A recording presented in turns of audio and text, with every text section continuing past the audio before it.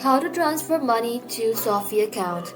Hello everybody and welcome back to our channel. So let's get started without any further ado. So let's say you need to move money into your SoFi account. Whether you are funding a new goal or just setting up your banking, it's a quick and easy to transfer from external account. And here's how you can do it. For that, you want to go ahead and simply open any browser in your PC. Once you open the browser in the search bar, simply search for sofi.com.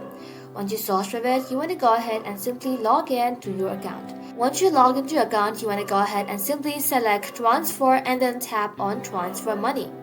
Once you select it, under the form section, select new link account and follow the prompt to securely connect your external bank. And once your bank is linked, enter the amount and choose where to send it, checking or saving, and once done, you want to go ahead and hit continue to finalize. And just like that, your money should arrive in 1 to 3 business days. And that's it guys, easy, fast and right from your phone. Thank you all for watching the video till the very end and stay tuned until our next upload.